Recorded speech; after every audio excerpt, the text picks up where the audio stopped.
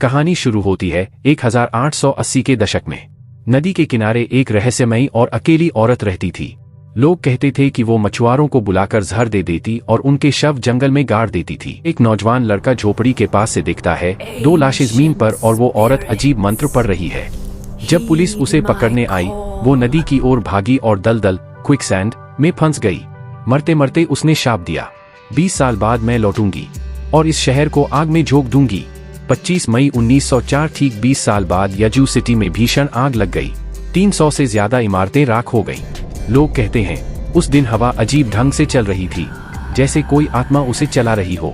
जब लोग भागे भागे कब्रिस्तान पहुंचे, उन्होंने देखा कि उस औरत की कब्र पर बंधी लोहे की जंजीरें अब टूटी हुई थीं, जैसे किसी ने उसे तोड़कर बाहर निकाला हो।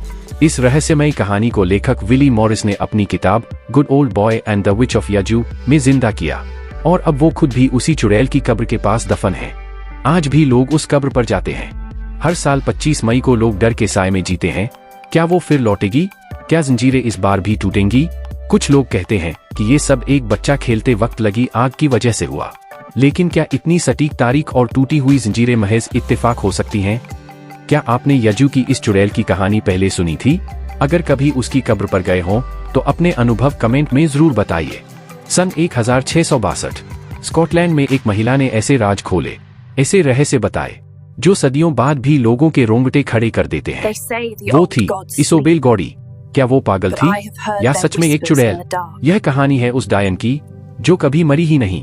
17वीं सदी का स्कॉटलैंड, एक ऐसा समय जब लोगों को सबसे ज्यादा डर था डायनों से।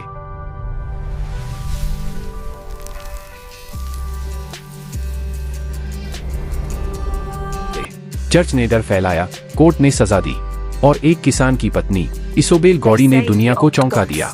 इसोबेल ने कोर्ट में 4 लंबे कबूलनामे दिए। न उसे टॉर्चर किया गया, न धमकाया गया। फिर भी उसने बताया कि वो उड़ सकती थी, जानवर बन सकती थी और शैतान से मिल चुकी थी। मैं खरगोश बनकर भाग सकती हूँ। उसने 13 और औरतों को चुड़ैल बताया, लेकिन ये सब उसने बिना दबाव के कहा। क्यों?